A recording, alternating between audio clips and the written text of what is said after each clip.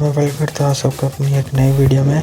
तो आज की इस वीडियो में हम एक्सप्लेन करने वाले हैं व्हाट इफ के सीजन 3 का एपिसोड 1। तो विदाउट एनी टाइम हम शुरू करते, प्लीज़ वीडियो को पूरा देखिएगा। तो हम यहाँ पे देख रहे हैं 1970s का एक शो देख रहे हैं एवेंजर्स के ऊपर बेस्ड। और यहाँ पे जितने भी पुराने एवेंजर्स हैं उन सब का इंट्रोडक्शन होता है, लेकिन जो 6 एवेंजर हल्क का उसका बड़ा ख़तरनाक इंट्रोडक्शन देखने को मिलता है।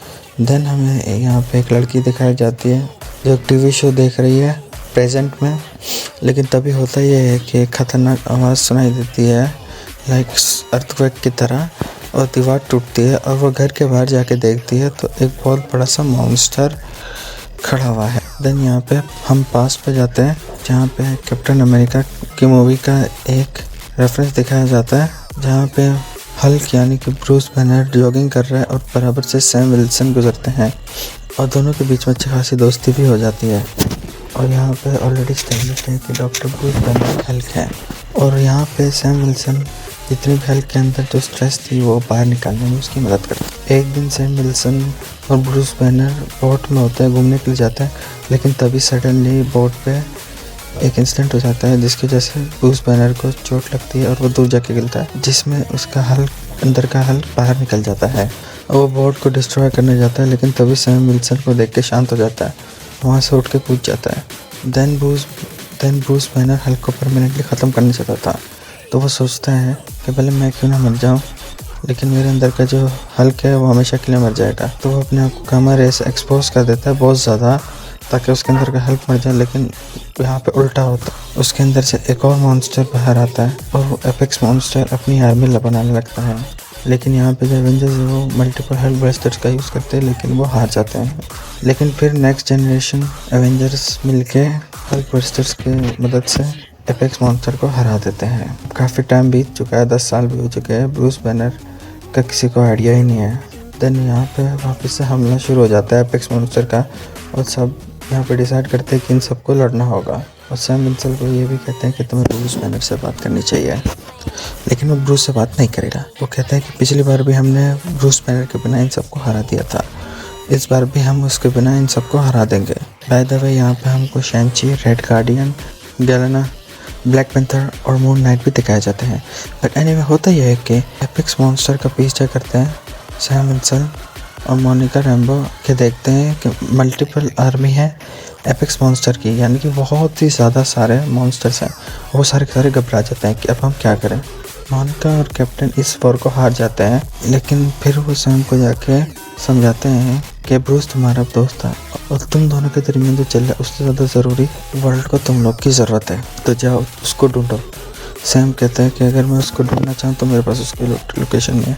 तो वहाँ पे वो कहती है कि उसकी ज़रूरत नहीं है, कि ऑलरेडी बकी की मदद से हमारे पीठ पीछे मैंने उसकी लोकेशन निकाल दी है। फिर 10 साल के बाद सैम ब्रूस से मिलते हैं और ब्रूस ने अपनी लैब बनाई होती है एक अबंडन जगह पे। वहाँ पे सैम समझाता है कि सिचुएशन क्या है, एपेक्स मॉन्स्टर घूम रहे हैं और हमें तुम्हारी ज़रूरत है।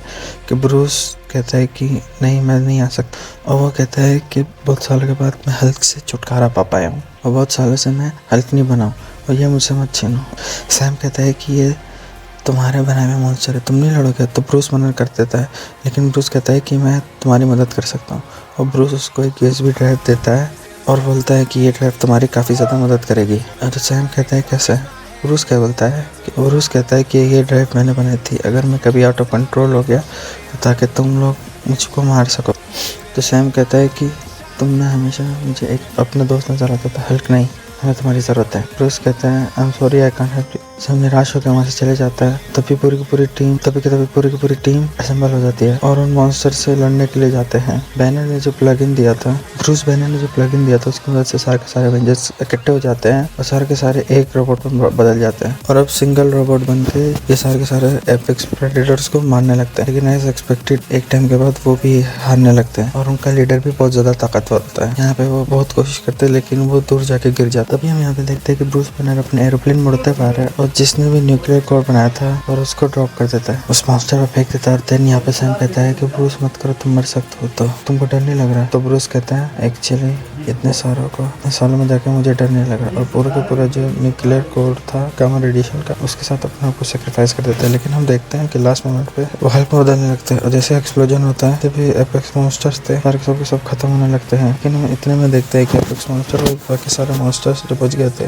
उनके सामने ब्रूस बैनर ने अपने आप को एक अपग्रेडेड हल्क में चेंज कर दिया था ताकि वो उनसे लड़ सके। दोनों के बीच में एक खतरनाक फाइट होती है, लगातार फाइट चलती रहती है, बहुत ज्यादा फाइट चलती है। जैसे ही हल्क मेगा हल्क बन चुका था उनको हरा देता है। जितने भी छोटे छोटे मॉन्स्टर थे सारे के सारे उस पर नील डाउन कर देते हैं। तभी मेगा हल्क उन सब की तरफ मुड़ता है और उन सबको लगता है कि वो उनको मारने के लिए आता है, लेकिन सैम इन सबको रोक देता है और वो उन मेगा हल्क से जाके मिलने लगता है। और देन मेगा हल्क सैम को रिकॉग्नाइज कर देता है और बिना कुछ बोले वहाँ से चले जाते हैं। जो भी बाकी आर्मी थी वो हल्क को फॉलो करते वहाँ से निकल के चली जाती है। और लास्ट में मोनिका कहती है आई एम सॉरी, और वो मेरा देन सैम कहता है कि कोई बात नहीं, वो मेरा दोस्त है, हमेशा दोस्ती रहेगा। और देन हम देखते हैं कि उसी आइलैंड में मेगा हल्क वहाँ पे जाके रहने लग गया अपनी आर्मी के साथ। एपिसोड की शुरुआत होती है अर्ली ड्रीम फैक्ट्री यानी कि हॉलीवुड। और यहाँ पे हॉलीवुड लैंड दिया गया है क्योंकि पैरेलल यूनिवर्स की कहानी है। यहाँ पे हम ये देखते हैं कि अर्ली 30s और 40s के टाइम पे जब ब्लैक एंड व्हाइट एरा था कि अगाथा हॉलीवुड की बहुत बड़ी एक्ट्रेस बन चुकी थी।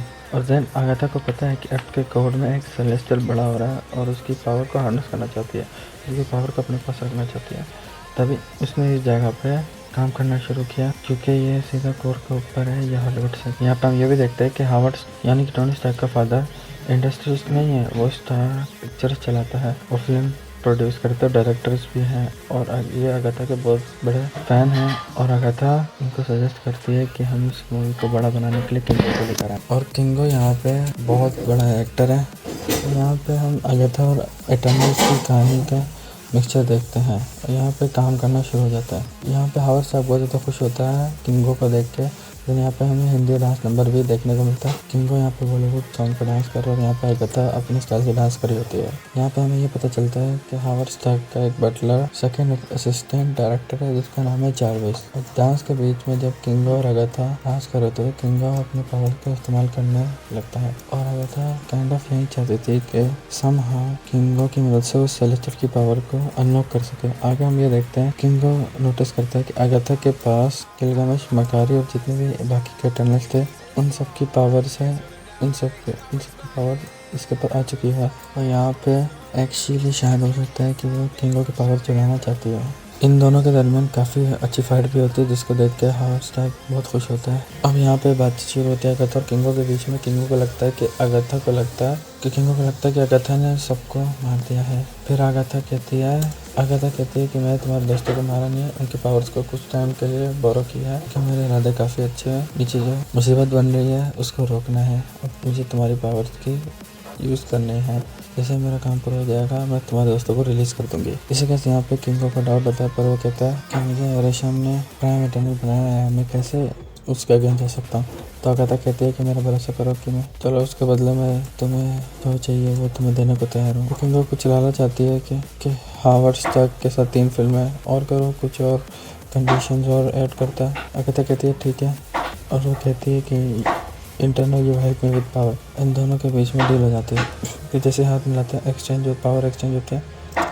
आर्शम की एक वार्निंग भी आती है और देन उसके बाद अगाथा यहाँ पे हावर्ड स्टार्क के पास पहुँचते हैं और कहते हैं जो फायर एक्टर होते हैं वो सब हमें अभी शूट करना पड़ेगा क्योंकि आर्शम अराइव करने वाला है अर्थ पे। और ये भी पता होता है कि हावर्ड स्टार्क को अगाथा और किंगो की पावर का पहले से ही पता होता है because he was the smartest man on earth back then. वो लोग फाइनल शूट करने लगते हैं तो वहाँ पे आर्शम भी आ जाता है। सेट रेडी होता है और किंगो को लटकाया जाता है जैसे कि उसका सेक्रीफाइस हो। जिस साइड पे अगाथा खड़ी हुई होती है, जैसे हावर्ड स्टार्क एक्शन बोलता है अगाथा अपनी पूरी जोर से किंगो की पावर्स अपने अंदर लेने लगती है, पूरी पावर सेकंड कर लेती है। और धीरे धीरे करके हम देखते हैं कि अगाथा बहुत ज़्यादा ताकतवर हो चुकी है और तभी वो अर्थ के कोर में घुस के अपने पावर्स के थ्रू जो सेलेस्टियल था अंदर उसकी पावर्स को एब्जॉर्ब करने लगती है और वो बहुत ज़्यादा ताकतवर है और लिटरली अपने आप को साइज़ में इंक्रीज कर रही होती है। और सब लोग अगाथा को बड़ा होते देख के बहुत ज़्यादा सुंदर फील कर रहे थे, यानी कि सब लोग कहते हैं कि वो क्या नज़ारा है। और ऑफ कोर्स हॉर्स था ये सब कुछ रिकॉर्ड कर रहा होता है। देन उतने में ही एलिशा वहाँ पे पहुँच जाता है और यहाँ पे चैलेंज करते हैं कि अगाथा को चैलेंज करते हैं कि काफ़ी अच्छा लगा होगा तुमको कॉस्मिक पावर लेने के बाद काफ़ी बड़ा महसूस करोगे। लेकिन अगाथा तो अपनी एटीट्यूड बढ़ती है, तो वो कहती है कि मेरे लिए कोई बड़ी चीज़ नहीं है, मैं ये पहले भी बहुत बार कर चुकी हूँ। अब होता ही है कि अगाथा को आके एलिशा वार्न करता है, लेकिन अगाथा नहीं सुनती, दोनों के बीच में लड़ाई होने लगती है। पूरा वर्ल्ड उनको देख रहा होता है लटके हुए हैं और वहीं पे हम देखते हैं तो वो भी ये फुटेज को रिकॉर्ड कर रहा होता है। तो एलिशा को लगता है कि अगाथा यहाँ पे हार जाएगी, लेकिन अगाथा काफ़ी स्मार्ट थी, तो वो अपनी पावर्स को इस्तेमाल करके वहाँ पर सेलेस्टियल बीइंग को हमला करती है और उसको डिस्ट्रॉय भी कर देती है। किंगो देख के कहते हैं कि काफ़ी अच्छी परफॉर्मेंस थी और तुमको वापस आनी चाहिए दरअसल। अगाथा कहती है कि नहीं, दैट ये सिर्फ शुरुआत है और किंगो ये देख के घबरा जाता है। देन अगाथा यहाँ पे कहती है कि नहीं, इन फ्रंट ऑफ मी, तो जर्विस यहाँ पे नहीं कर देता है। तो टोनी स्टार्क मस्ती में सोच रहा था कि अभी फिल्म की शूटिंग चली होती है, लेकिन किंगो कहता है कि अगाथा सीरियस है। फिर यहाँ पे किंगो अपनी पावर्स का यूज करके अगाथा को समझाने की कोशिश करता है कि नहीं, कि तुमको रुक जाना चाहिए, ये तुम नहीं है। अब यहाँ पे किंगो कैसे न कैसे अगाथा को समझा देता है और यहाँ पे इनकी मूवी रिलीज हो जाती है और ये इन दोनों की काफ़ी फैन फॉलोइंग भी हो जाती है। दोनों काफ़ी खुश होते हैं और फिल्म के सीक्वल के बारे में बात करते हैं। हम एपिसोड के एंड में वॉचर को देखते हैं। कभी कभी कुछ चीज़ों की हैप्पी एंडिंग होती है और यहाँ पे हम देखते हैं कि वॉचर के पीछे काफ़ी सारे सेलेस्टियल्स भी आ जाते हैं। तो आज के एपिसोड में विंटर सोल्जरी ऑल्टरनेट यूनिवर्स में सिविल वॉर का जो सीन होता है वो रिपीट हो रहा होता है। हमने वही सीन दोबारा देखते हैं जहाँ पे बकी ट्रिगर होता है। तो दिसंबर 16, 1991 को हार्वर्ड स्टार्क और उसकी बीवी को मारने की कोशिश करता है विंटर सोल्जर, लेकिन उसी बीच रेड गार्डियन आके उनको बचा लेता है। यानी इस यूनिवर्स में मैं भी टोनी स्टार्क आयरन मैन बना ही नहीं। प्रेजेंट में हम देखते हैं कि रेड गार्डियन को एक मिशन दिया जाता है कि यह मिशन काफ़ी ज़्यादा ख़राब है और उसको मिशन पे जाने का मन नहीं है। एक सीनियर इनपुट डेटा का मैनेजर का रोल उसको दिया जाता है। आइनो ये कहता है कि मैं यहाँ पे एक सुपर सोल्जर हूँ, आपको मुझे किसी खतरनाक मिशन में भेजना चाहिए। इतने में होता ही है कि जो सामने से उसका जो बॉस होता है वो उसको किसी और को ही डेटा मिशन असाइन कर देता है विंटर सोल्जर को रोकने का। और रेड गार्डियन गुस्सा हो जाता है ये बोल के कि आपने उस बेकार इंसान को मेरी जगह बेच दिया।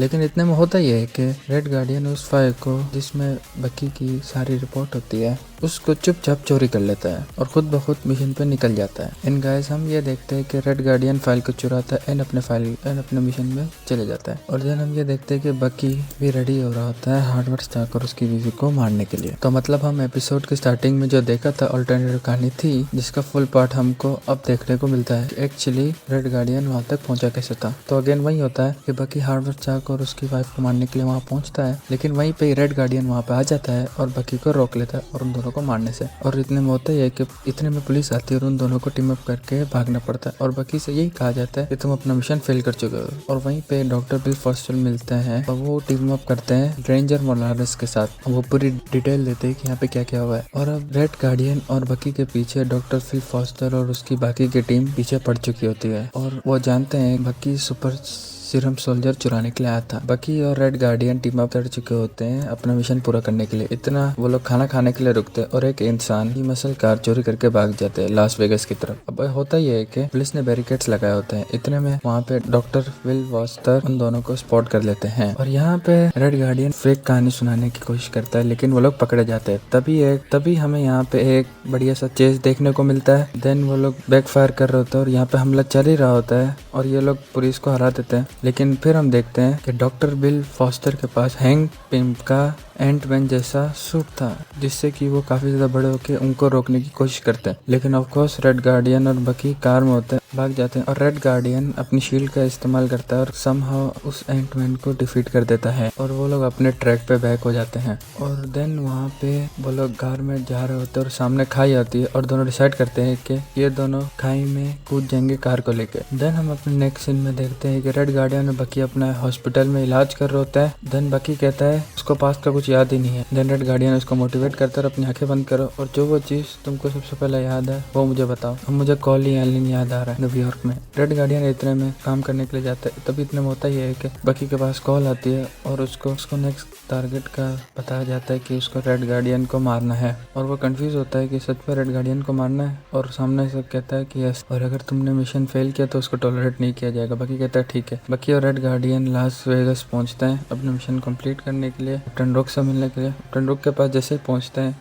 और वो उनको रिकॉग्नाइज करने से ही मना कर देता है, और मैं तुम लोग कोई भी तरीके मदद नहीं कर सकता, मैंने इन्फॉर्मेशन चुराई ताकि मैं हावर्ड साहब को खत्म कर सकूं। तो रेड गार्डियन को पता चलता है कि ओबडास्टेन ने ही ये सब करवाया था। इन दोनों को बहुत ज्यादा दुखी होता है क्योंकि लोग को लगा था कि ये लोग किसी और चीज में जाने वाला है। देन ओबडाया यहाँ पे गुस्सा हो जाता है ये बोल के कि मेरा मिशन फेल कर दिया, और बंदूक निकाल के गोली मारने की कोशिश करता है। लेकिन इतने में हम देखते हैं कि बकी जो बंदूक की गोलियां होती है वो डॉर्च कर लेता है। रेड गार्डियन की शील्ड के थ्रू स्टेन को मारते हैं और वो मर जाता है। ये दोनों बिल्डिंग से जंप मार देता है अपनी जान बचाने के लिए क्योंकि पुलिस वाले इनके पीछे पड़ जाते हैं। देन एट अ टाइम भी डॉक्टर बिल फॉस्टर अपने आप को जाइन में बदल के इनको पकड़ने की कोशिश करते हैं। देन ये लोग इरिटेट हो जाते हैं ये बोल के कि ये फिर से आ गया। देन ये दोनों मिलकर गोलायत को डिफीट कर देते हैं और वहां से एक बार फिर से भागना शुरू करते हैं। और देन उसके बाद रेड गार्डियन को पता चल जाती है कि रेड गार्डियन को मारने के लिए बकी को बोला है। रेड गार्डियन के पास जो आखिरी सुपर सीरम था वो उसको डिस्ट्रॉय कर देता है और कहता है कि तुम और मैं साथ मिलके सबसे मिलेंगे। इतने में होता ही है कि पीछे से रशियन आता है जो भी ट्रिगर करने लगता है बकी को, और बकी उसको कहता है कि मैं तुमको मारने मजबूर हो जाऊंगा। वो सारे कोड बोलना शुरू करते हैं लेकिन देखते ही देखते वो बकी को ऊपर असर होता ही नहीं है। देन उसके बाद जो यूएस आर्मी होती है वो आके वॉर करना शुरू हो जाती है और इस मौके का फायदा उठा के रेड गार्डियन और बकी वहाँ से कूद जाते हैं। एपिसोड के लास्ट में बकी को पकड़ लेते हैं लेकिन बकी सबसे ये बोलता है कि कब से रेड रशियन मारा गया, और हमें यहाँ पे दिखाते हैं कि रेड गार्डियन यहाँ पे कोच बन गया होता है और डॉक्टर बिल फॉस्टर को हायर कर देता है और ये एवेंजर टीम का पार्ट बन जाता है। और देन यहाँ पे हम एवेंजर्स का एक सीन देखते हैं जहाँ पे सारे के सारे एवेंजर्स खड़े हैं जिसके साथ रेड गार्डियन भी होता है, और मतलब कि वो सातवां एवेंजर्स। तो फिर आज का सीजन व्हाट इफ सीजन 1 से कंटिन्यूस में रहेगा। एक एपिसोड था और यहाँ पे हम देखते हैं कि डार्सी और लुइस की शादी हो चुकी है और डार्सी ने एक अंडे को जन्म दिया है, यानी कि वो दोनों पेरेंट बन चुके हैं। यानी कि उस यूनिवर्स में जब पार्टी थॉर आया था इन दोनों की आपस में भी कहानी शुरू हुई थी। यानी कि पार्टी थॉर के टाइम पे हावस और लुइस दोनों मिलते हैं और ये दोनों शादी करते हैं और बच्चा पैदा करते हैं, यानी कि अंडा, और दोनों अपनी लाइफ हंसी खुशी बिता रहे होते हैं। तब इतने में होता ही है कि इतने में ग्रैंड मास्टर का इन्विटेशन आता है, क्रूज एक्सपेक्टेशन का मौका मिलता है और वो लोग हैप्पी होता है कि ये लोग साथ में हनीमून पे जाएंगे। वो लोग इसको एक्सेप्ट कर लेते हैं। इनको सिर्फ यही पता होता है कि ग्रैंड मास्टर की प्लानिंग होता है और ग्रैंड मास्टर अपना कुछ फायदा निकालना चाहता है। ग्रैंड मास्टर की नजर उनके अंडे पे होती है और वो बोलते हैं कि तुम लोग एंजॉय करो और यहाँ पे बेस्ट नर्सेज है और तुम्हारा अंडे का ख्याल हम रखेंगे। ग्रैंड मास्टर उनका अंडा रख लेता है और ये दोनों इनके पास पहुंचते हैं जहाँ पे बहुत सारे लोग होते हैं। तभी इनको रियलाइज होता है कि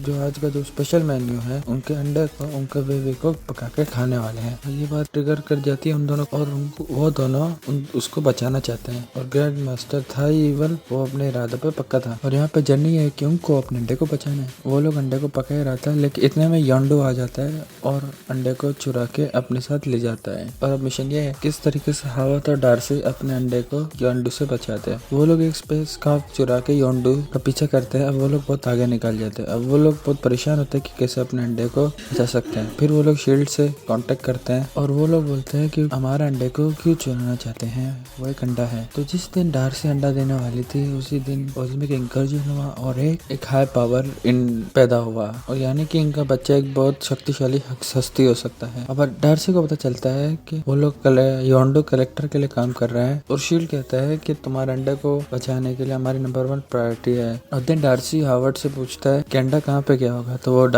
वो बतख कहता है कि नोवेयर। योंडो को उस अंडे के बारे में जानकारी मिलती है और लाला जाती है और मार्शल से कहता है कि मुझे इसका प्राइस और ज्यादा बढ़ाना है। मार्शलस कहता है कि डोर मामू बार्गेनिंग नहीं करता। यहाँ पे डॉक्टर स्ट्रेंज पार्ट 1 का एक रेफरेंस भी देखने को मिलता है। यहाँ पे योंडो को मार डालते हैं और अपना अंडा लेके चले जाते हैं और ये दोनों यहाँ पे गिटर का रास्ता इस्तेमाल करते हैं अंडे तक पहुँचने के लिए। तो यहाँ पे जो कैसिलियस होता है वो डोरमामो को वो अंडा एज अ स्पिरिचुअल वे में देना चाहते हैं। और इसमें होता ही है कि उस शरीर में डोरमामू आके रहने लगेगा जो अंडे के अंदर है। ये दोनों बहुत परेशान हो जाते हैं कि अंडे के साथ ये होने वाले हैं, लेकिन इतने में शील्ड वहाँ पहुंच जाता है उस अंडे को बचाने के लिए। और शील्ड कहता है कि इस अंडे का ख्याल हम रखेंगे। डार्सी लोग कहते हैं कि नहीं, ये अंडा हमारा है, कि इसका ख्याल हम रखेंगे। इन दोनों के बीच में लड़ाई होने लगती है, जिसका फायदा उठाते ही अपने अंडे को लेकर हावर्ड और डार्सी लुइस भाग जाते हैं। हावर्ड के पास एक तरीका होता है अपने प्रोटेक्ट करने का, और वो लोग पहुंच जाते हैं लॉकी के पास। हावर्ड द डक कहता है कि हम यहाँ पे छुट्टी मनाने के लिए हम तुम्हारी मदद के लिए आए हैं, प्लीज हेल्प अस तो, ताकि हम अपना अंडा बचा सके। लॉकी कहता है कि हाँ मैं तुम्हारी मदद करूंगा, लेकिन उतने में शील्ड वहाँ पे पहुंच जाता है उस अंडे को लेने के लिए। उतने में लॉकी का फादर अपने पास चुरा के रख लेते हैं, और लॉकी कहता है कि ऐसा मत करोगे, मुझे एम्बेरस करा रहे हैं। और लॉकी ये भी वार्न करता है कि अगर ये बात थॉर को चल गई तो उसको भी बुरा लगेगा। तभी हम देखते हैं एक ब्लास्ट होता है, लॉकी को लगता है थॉर आ गया, लेकिन हम देखते हैं कि एक्चुअली ज़ूस आ गया है। ज़ूस भी है, ज़ूस की आर्मी भी उस अंडे को चुराना चाहती है। हार्वर्ड के अंडे के पीछे हर कोई पड़ा हुआ है, वो बस अंडा लेके सेफ्टी यहाँ से निकलना चाहते हैं। देन यहाँ पे हम देखते हैं कि ब्लैक ऑर्डर भी यहाँ पे पहुंचे हुए थे अंडे के पीछे, एंड फिर से डार्सी और हार्वर्ड अपने को लेके वहाँ से भाग रहे हैं। अब धीरे धीरे करते करते मार्शल्स भी आ चुका है, शील्ड भी आ चुका है, योर्डन आइटम के लोग भी है, इबोनी भी है, और थेनोस को भी है बुला लेते हैं, और ग्रैंड मास्टर भी फिर से आ जाता है। इस चीज में लोकी भी काफी गिव अप कर देता है, और ये सब गिव अप कर देते हैं। ये सारे के सारे परेशान होते हैं और कहता है कैसे हम अपने अंडे को बचाएं। लास्ट में लोग गाना शुरू करते हैं। सडनली ये लोग नोटिस करते हैं कि अंडा इनका हवा में जाता है और उनके अंदर से मैजिक निकलने लगता है जो काफी पावरफुल होता है। जितने भी आर्मी उस अंडे को लेने के लिए आती है वो सारे के सारे डिस्ट्रॉय हो जाते हैं। उस अंडे के पीछे ऑलमोस्ट एक स्टैम्पेड हुआ था जिसमें हावर्ड और उसकी बच्ची फंस जाते हैं, और वो लोग ऑलमोस्ट गिव अप करने वाले थे। अगेन तभी यहाँ पे हैच होना शुरू होता है, एंड फुल फ्रेजेड फॉर्म में आते हैं। जितने भी लोग थे सबको मार डालता है, इंक्लूडिंग थैनोस। जब कुछ फाइनली शांत होता है, निक फ्यूरी आता है और वो बोलता है कि इस बच्चे को तुमसे बेहतर कोई नहीं संभाल सकता। वो बच्चा एक स्पेशल बच्चा होता है, बहुत ज्यादा पावर होती है, एंड निक फ्यूरी वहाँ से ये सब करके निकल जाता है। इतने में लॉकी आके उनको एक रूम ऑफर करता है अपने साथ। एट द एंड हम ये देखते हैं कि वो तीनों एक साथ आ ही जाते हैं, यानी डार्सी, हार्वर्ड और वो बेबी।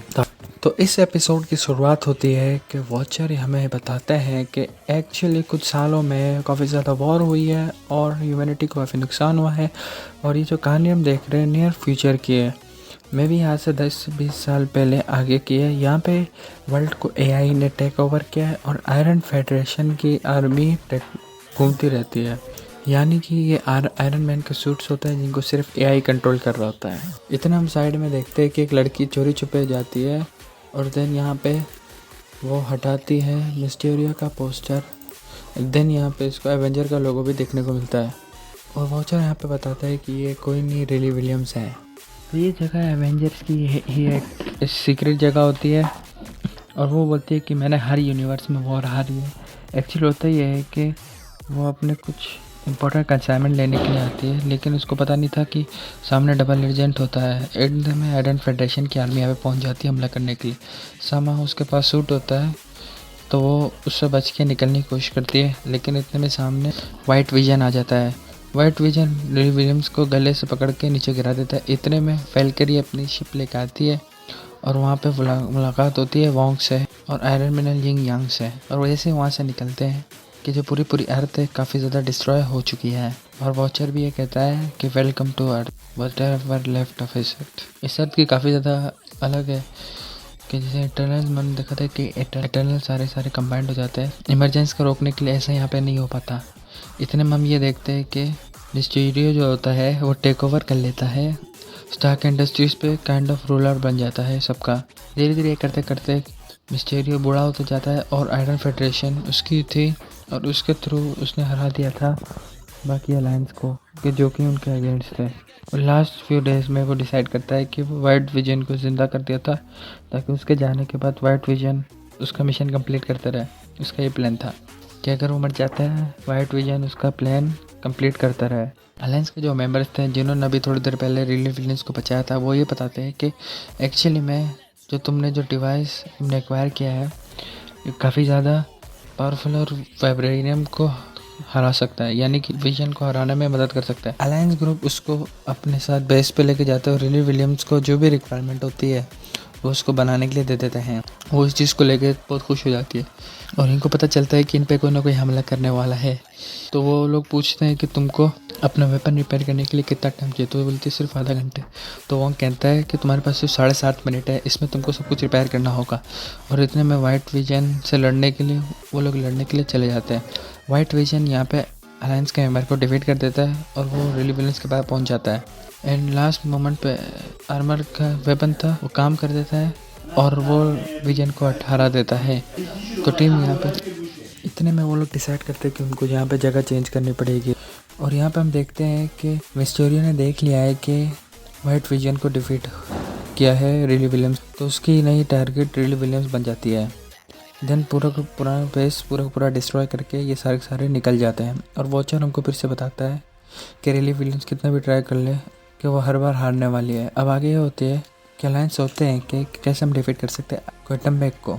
रिली विलियम्स आइडिया प्रपोज करती है कि विजन तो मर चुका है, अब ओवर तो काफ़ी वो हल्का हो गया, यानी कि वीक हो गया है। बस हमको ये करना है कि इसकी जो इल्यूजन टेक है ना, उसको हमने डिफीट कर दिया तो मिस्टीरियो को हराना आसान हो जाएगा। मतलब कि हमको सबको साथ मिलकर काम करना होगा और उसके हेडक्वार्टर्स पहुंचना होगा। तो विजन के थ्रू आर्मर बनाती है और वो बहुत ज़्यादा स्मार्ट हो जाती है। और वॉचर यहाँ पे बोलता है कि रिली विलियम्स हमेशा कुछ ना कुछ करती है और वो हमेशा हार जाती है। The alliance team quantum bag पे यानी कि मिस्टीरियो के बेस पे हमला करते हैं। देन वो लोग कहते हैं कि क्या फेक है क्या गलत है वो लोग देख सकते हैं। उनसे लड़ने लगते हैं लेकिन रिली विलियम्स का जो शूटर मेल फंक्शन करने लगता है। देन वो गिर जाती है और वो जैसे उठती है तो ये दोनों मिल के वो रिली विलियम्स बोलती है कि मैं नहीं बता पा रही कि क्या सच है क्या झूठ। हम एक काम करते हैं, क्वांटम बैग तक पहुँचने की कोशिश करते हैं। जितने भी इल्यूजन थे रोबोट थे वो लोग हराना शुरू करते हैं। और एडमिन इंडियन कहती है कि इसके आगे तुम जाओ, इसके आगे की लड़ाई तुम्हारी है। जैसे रिली विलियम्स आगे पहुंचती है कि ये सब इल्यूजन था और वो सब कुछ खत्म हो जाता है और वो एक जेल में सेल में फंस जाती है। क्वांटम बैग यहाँ पे बताती है मैं ही हूँ नैनाइट्स हूँ। तो मिस्टीरियो कहता है कि मेरी बॉडी को डिफीट करना होगा। कि मिस्टीरियो ये बताता है कि अलायंस की इकलौती तुम ही बची हो और कोई नहीं बचा है और एक्चुअली ये पूरा प्लान तुम्हें लाने का। और मिस्टीरियो उसकी सूट को कंट्रोल करता है और चार्ज देने लगता है यानी करंट लगाने लगता है और वो अपनी कॉन्शियसनेस विजन की बॉडी में ट्रांसफ़र करना चाहता था। उसका प्लान होता है। रिली विलियम कुछ ना कुछ करके उससे लड़ने लगती है लेकिन मिस्टीरियो लास्ट में को ट्विस्ट देता है तुम सेल में बंद हो, ये भी सिर्फ एक इल्यूजन है, तुम अभी सिर्फ अपनी फील्ड पे ही हो और तुम्हारे जो टीम मेंबर थे सब मर चुके हैं कि तुम्हारे पास कुछ है ही नहीं हारने के लिए, तुम लड़ क्यों रहे हो, इकलौती तुम ही बच गई हो, बाकी सब मर चुके हैं। और वॉचर कह रहा था कि यही मोमेंट है जिधर रिली को मरना है, सब कुछ खत्म हो जाता है। वॉचर कहता है कि मैं इस बार नहीं देख पाऊंगा ये, और ये हुआ एंड। लेकिन मिस्टीरियो यहाँ पे रिली विलियम्स के ऊपर से जो भी कवच था वो अपने ऊपर लेने लगता है और रिली को मारने लगता है और रिली यहाँ पे मर रही है। क्वेश्चन पे मिस्टीरियो यहाँ पे स्ट्रांग हो रहा है।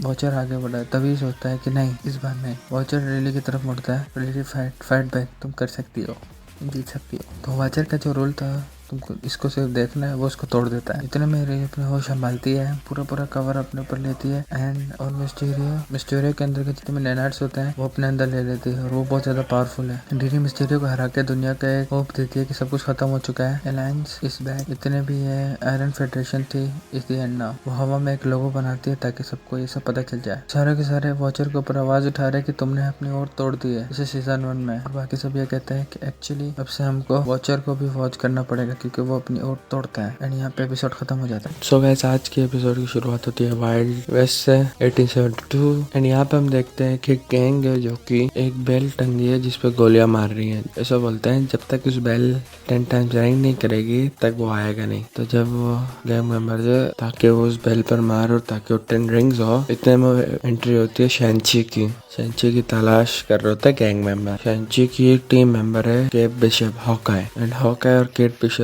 का निशान नहीं छूटता। मतलब इतना में होता ही है कि शैंची लड़ना शुरू करता है गैंग मेंबर से और जो हवा में चलते हैं और जब तक वो जमीन पे गिरती है तब तक वो सारे गैंग मेंबर्स को मार देता है। और वो उनसे लोकेशन पूछता है। गैंग मेंबर कहते हैं कि जहाँ पे तुम जाना चाहते हो वहाँ पे तुम्हें जाना नहीं चाहिए क्योंकि वो जगह बहुत खतरनाक है। तो वो दिन वहाँ उस जगह के लिए निकल जाते हैं।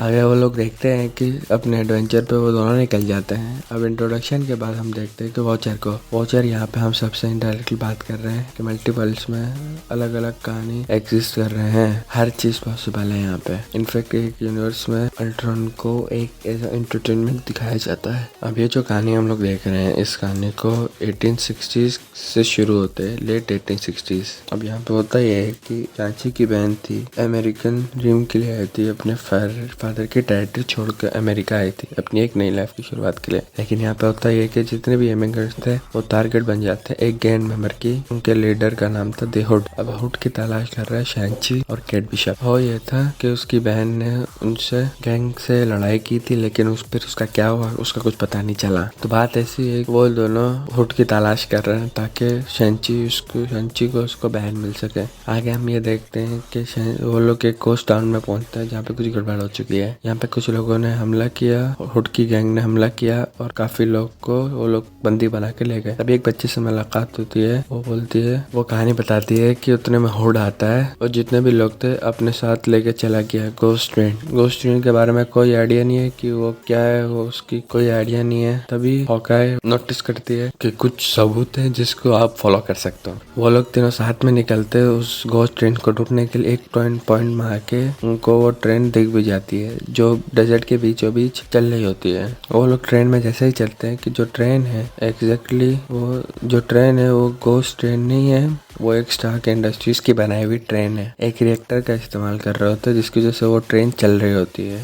वो ट्रेन जैसे चढ़ती है बच्चा अपने फादर को ढूंढने लगता है और सारे के सारे लोग भूत बन के बैठे हुए होते हैं। बच्चा अपने फादर को देखता है, अपने आंखों के सामने इशारा करता है, लेकिन वो कोई रिएक्शन ही नहीं देता। इतने में केट और शैंची आगे बढ़ते हैं। उनकी मुलाकात होती है शनी ब्रांच से और वो एक इन्वेस्टर होता है हुड्स बिल्डिंग का। शैंची अपनी मैंड्रिन भाषा में बच्चे से इशारा करके कि तुम यहाँ से भागो। विलन कहता है कि बच्चे को मार दो, चलो तुमको मिलाते हैं द हुड से।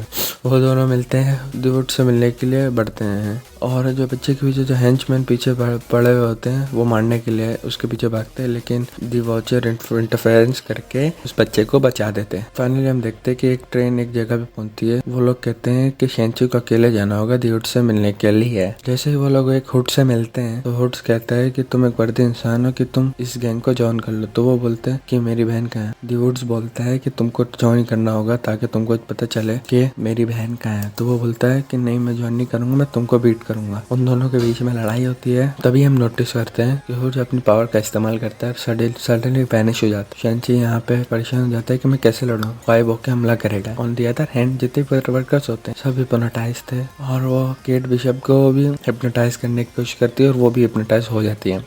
तभी यहाँ पे हम हुड्स के निशान बर्फ पे देखते और शैंची उसकी मदद से उसको मार देता है। और यहाँ पे पता चलता है कि हुड खुद उसकी बहन ही होती है और वो शैंची को मारने के लिए जाती है। और वो लड़की यही बताती है कि मैं इन सबको हिप्नोटाइज करके अपनी गैंग बना लूं ताकि हम इस शहर पे राज के। और शैंची कहता है कि ऐसा कुछ नहीं होगा, मैं इन लोगों को बचाऊंगा। दोनों के बीच में लड़ाई शुरू होती है।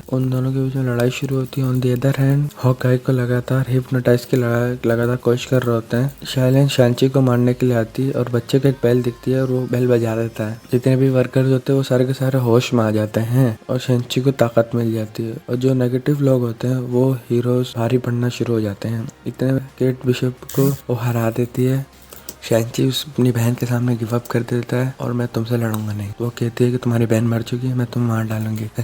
सरेंडर कर देता है और वो केट बिशप उसको बचा देती है गोली मार के और उसकी बहन नीचे गिर जाती है। उसको बुरा लगता है इस चीज का, लेकिन लास्ट मोमेंट में हम देखते हैं कि एक्चुअली शैलिन ने अपने भाई को पहचान लिया था। उसके ऊपर जो हुड का जो इल्यूजन था वो हट चुका था। शैंची दुखी होता है कि उसकी बहन मर चुकी है। एपिसोड के एंड में वो बच्चा आयरन फिस्ट बनेगा। शैंची यहाँ पे माफ कर देता है केट बिशप को कि तुमने इसको नहीं मारा, हुड ने इसको मारा। एपिसोड के बिल्कुल एंड में हम ये देखते हैं कि रिंग्स यहाँ पे सुनाई देती है, बेल रिंग, और शैंची यहाँ पे अपने एडवेंचर पे निकल जाते हैं। वॉचर ये कहता है कि इसे अच्छे नोट पे खत्म हुई, लेकिन तभी यहाँ पे एमिनेंस यहाँ पे आ जाते हैं कि आज के बाद तुमको किसी कहाँ पे इंटरफेयर करने नहीं देंगे। एमिनेंस यहाँ पे वॉचर पे हमला करते हैं और इनके यूनिवर्स में एक मॉन्स्टर आ गया है और ये लोग टैक्टिक्स बनाते हैं कि उनको कैसे हम हरा सकते हैं। देन अचानक से एक पोर्टल होता है, देन एक टन कार्टर आती है उस पोर्टल के थ्रू एंड इस टीम को वो ज्वाइन कर देती है।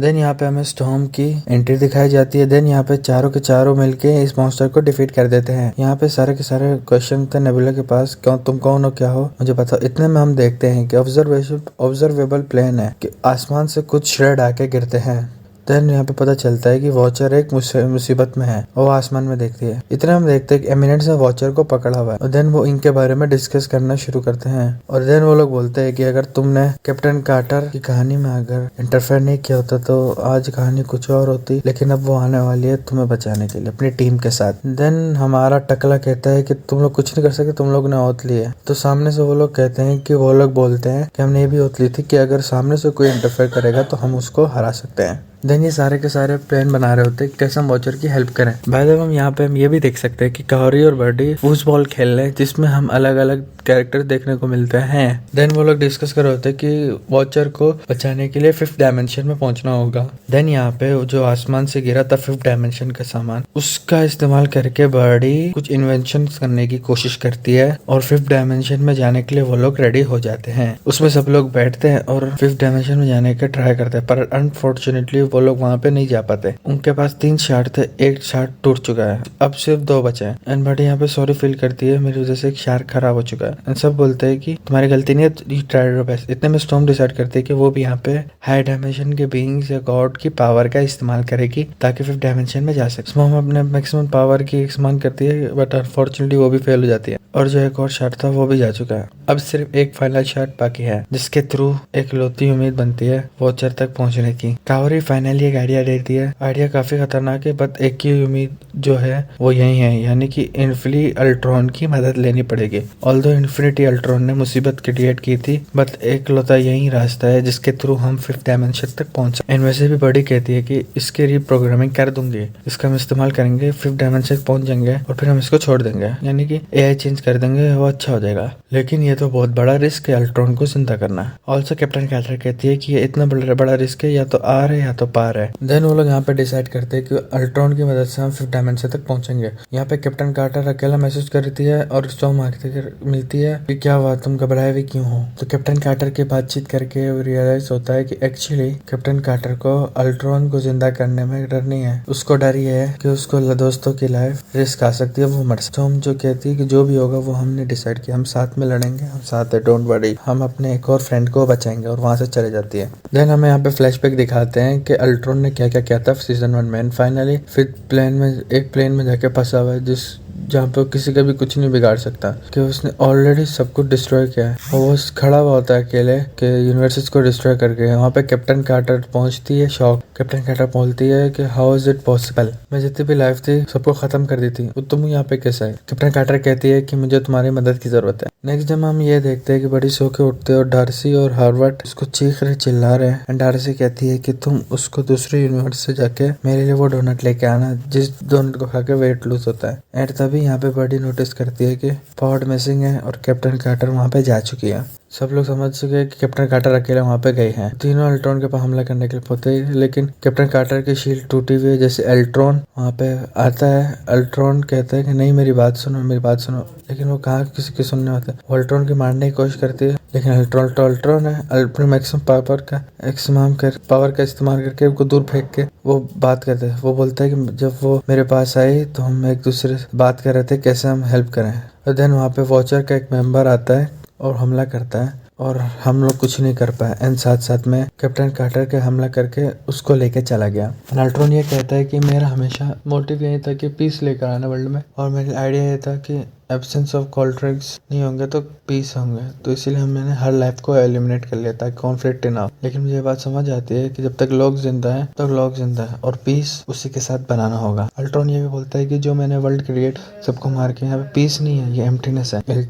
अल्ट्रॉन यहाँ पे दिखाता है कि वो लास्ट शार्क को डिस्ट्रॉय नहीं करता बल्कि एज्यूम कि वो टूट चुका है। एक्चुअली वो अपने अंदर एब्जॉर्ब कर लेता है। अल्ट्रॉन कहता है कि let's save your friends rather than friend, यानी वॉचर को भी और पैगी को भी। और एपिसोड के लास्ट में देखते हैं कि अल्ट्रॉन बोलता है कि मैं सब कुछ देख सकता हूँ।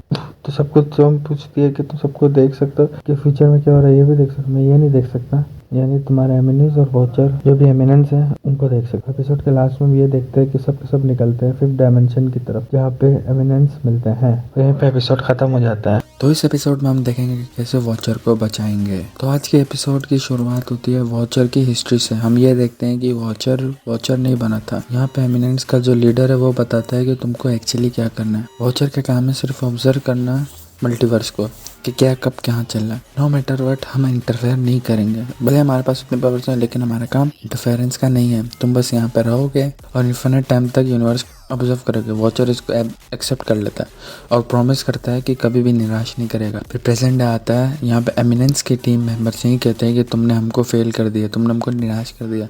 तुमसे सिर्फ एक प्रॉमिस कहा गया था, तुमने उसको नहीं किया। तुम्हारा काम है सिर्फ ऑब्जर्व करने का, इंटरफेयर नहीं करना था। तुमने नेचुरल ऑर्डर को तोड़ा है। वॉचर अपने बचाव में कहता है, वॉचर अपने डिफेंस में कहता है कि मैंने नेचुरल ऑर्डर की जगह इतने सारे लोगों को बचाया है। तो वह बोलता है कि इसकी वजह से और भी मल्टीवर्स क्रिएट होने वाले हैं। जहाँ पे यूनिवर्स खत्म हो रहा है, वहाँ पे और भी यूनिवर्स बन रहे हैं अब लोगों को बचा के। तुमने एक बार नहीं, एमिनेंस कहता है कि तुमने एक बार नहीं बहुत बार किया है। वो बोलते हैं कि तुमने हमारी सच्चाई को एक्सपोज किया है, जो तुमको नहीं करना था। तुमने इंसानों को सामने हमको लेकर आ गए कि हम एग्जिस्ट करते हैं और फिफ्थ डायमेंशन का भी पता चल गया। ये सिर्फ तुम्हारी वजह से। वॉचर घबरा जाता है कि तुम यहाँ पे क्या कर रही हो। पेरी कार्टर कहती है कि ऑफ कोर्स तुमको बचाने के लिए आई। एमिनेंस के मेंबर्स कहते हैं कि सबसे ज़्यादा हद कि तुमने हमको जो धोखा दिया, और इस दुनिया में कोई भी ऐसी चीज़ नहीं है जो हमको नुकसान पहुंचा सकती है, जो दुख दे सकती है, जो तुमने हर्ट किया है। और इसके साथ सिर्फ मौत मिलेगी। आगे होता है कि एमिनेंस का लीडर वॉचर को मारने वाला था, तभी अल्ट्रॉन की एंट्री होती है। वॉचर घबरा जाता है कि ये मारने के लिए है, लेकिन पैगी बताती है कि दरअसल अल्ट्रॉन हमारे साथ है। अल्ट्रॉन कवर अप देता है। इतने में पैगी और वॉचर शिप में बैठ जाते हैं। वो एमिनेंस से लड़ रहा होता है कि वो दोनों शिप में घुसते हैं और वो लोग बोलते हैं कि यहाँ से हमें कहाँ जाना चाहिए। वॉचर बोलता है कि यहाँ से हम कहीं नहीं जा सकते। वो बोलते हैं कि वो लोग हमको कहीं भी ढूंढ लेंगे। वो बोलता है कि हम बड़ी कहती है कि अगर हम मल्टीवर्स में कहीं रह नहीं सकते तो हम मल्टीवर्स के बीच में ट्रेवल कर सकते हैं। तो वो वॉचर के हिसाब से थ्योरिकली प्रैक्टिकल था, प्रैक्टिकली नहीं किया था। तो वो लोग डिसाइड करते हैं कि वो लोग डॉक्टर स्ट्रेंज के पास जाएंगे, जिसने अपने आप को सेक्रीफाइस किया था, लेकिन उसकी सोल तो जिंदा होगी। देन हम यही देखते हैं कि जो एमिनेंस थे अल्ट्रॉन को खत्म कर देते हैं। इतने में होता ही है कि एमिनेंस के मेंबर आ जाते हैं, जिसकी वजह से उनकी शिप क्रैश कर जाती है। कुछ यूनिवर्सेस पहले वो लोग स्ट्रेंज के यूनिवर्स में नहीं पहुंच जाते। इतने में अगेन एमिनेंस का मेंबर आते हैं, हमला करते हैं। सबके सब अपनी पावर्स का इस्तेमाल करके पोर्टल्स खोलते हैं, जिस पोर्टल के थ्रू एमिनेंस के मेंबर को भेज देते हैं वहाँ पे। लेकिन एमिनेंस के मेंबर को कुछ नहीं होता। वो लोग सबको उठा के मारते पीटते हैं, कुछ नहीं कर पाते वो लोग एमिनेंस का। वो वॉचर कहते हैं कि इतना तरीका है इसकी वजह से हम सब बच सकते हैं, और वो ये है कि तुम मेरे पीछे पीछे ओथ लो, जिसके तो तुम लोग भी वॉचर बन जाओगे। तो वो लोग बोलते हैं कि ये सही रहेगा। तो वो लोग ओथ ले लेते हैं और एमिनेंस के मेंबर जान से मार दे। इससे पहले की होता ही है कि वॉचर और इन सब की जो पूरी टीम सबके सब वॉचर बन चुके हैं। और वो बोलते हैं, और वॉचर और जो एमिनेंस होते हैं वो लोग गुस्सा हो जाते हैं, बोल के कि तुमने हमारा सीक्रेट रिवील कर दिया, जिसकी वजह से उनको और भी ज़्यादा गुस्सा आता है। इतने में सबके पीछे फिर से लड़ाई शुरू होती है, वॉचर की टीम और बाकी के वॉचर, एमिनेंस के वॉचर। यहाँ पे बहुत खतरनाक फाइट सीक्वेंस चल रहा होता है। यहाँ पे हम देखते हैं कि फाइट होती है और एक टाइम पे एमिनेंस के मेंबर बहुत ज़्यादा भारी होते हैं, उनके पास ज़्यादा एक्सपीरियंस होता है। जो नए वॉचर होते हैं वो अपनी पावर का इस्तेमाल करके टीम अप करके पुराने वाले एमिनेंस को हरा देते हैं। ऑल द एमिनेंस के मेंबर यहाँ पे हारने वाले थे, लेकिन वो लोग हार नहीं मानने वाले थे। वॉचर कहता है कि रुक जाओ, और वो यही कहता है कि एमिनेंस ऐसा भी यहाँ पे होता है कि जो तीनों वॉचर है वो एक एंटिटी बन जाते हैं। वही कहती है कि मैं तुमको सिर्फ इस यूनिवर्स में से नहीं, आज तक हर यूनिवर्स में जहाँ पे तुम पैदा हुआ हो तुम्हारा टोटली वजूद खत्म हो जाएगा। हर यूनिवर्स में से तुम कुछ बचेगा ही नहीं तुम्हारा। तभी हम देखते हैं कि तभी पेगी कार्टर हिम्मत करके, और वो कहती है कि मैं कोई भी फ्रेंड लूज़ नहीं करूँगा, और अपने आप को सेक्रीफाइस कर देती है। वो सब कहते हैं कि हम सब जिंदा है। वॉचर कहते हैं कि कार्टर ने अपने आप को सेक्रीफाइस किया है, लेकिन यहाँ पे एमिनेंस कहते हैं कि तुम्हारी कहानी यहाँ पे ख़त्म होती है। पता चलता है कि एमिनेंस के मेंबर अपनी पावर को यूज़ नहीं कर सकते। तो वॉचर कह रहे हैं तुम्हारी पावर इसलिए काम नहीं कर रही क्योंकि तुम उसके यूनिवर्स में हो, स्टीफन स्ट्रेंज के यूनिवर्स में, डॉक्टर स्ट्रेंज के universe, and he has absolute power. Episode के एंड में हम ये देखते हैं कि वॉचर एमिनेंस के मेंबर को नहीं मानता, और यहाँ पे ये जो स्टीफन स्ट्रेंज का जो यूनिवर्स है, और वो लोग यहाँ पे एक सनराइज देखते हैं। एपिसोड के बिल्कुल आखिर में वो लोग देखते हैं कि पहली बार ऐसा लग रहा है कि मुझे भी कोई देख रहा है। उन लोगों ने अपने आप को एक फिजिकल फॉर्म में सेक्रीफाइस कर दिया है, लेकिन वो कहीं ना कहीं अपने आप को कहीं से देख रही है। वो लोग कैप्टन कार्टर की बात कर रहे थे। वो लोग कैप्टन कार्टर की शील्ड को रिस्टोर करते हैं। बाद में वो लोग कहते हैं कि आफ्टर डेथ भी कोई चीज़ है। और ऑटो कहता है कि कभी कभी कुछ सवालों के जवाब खुद अपने आप में एक क्वेश्चन होते हैं। अलग अलग रियलिटी यूज़ करते हैं। लास्ट में हम लोग देखते हैं कि अलग अलग रियलिटी यहाँ पे हमको दिखा रहे होते हैं। मतलब अलग अलग सुपर हीरोज के अलग अलग फॉर्म्स। एंड ऑटो कहता है कि मैं सब कुछ देख रहा हूँ। एंड यहाँ पे व्हाट इफ ओवरऑल फ्रेंचाइजी वो ख़त्म हो जाती है।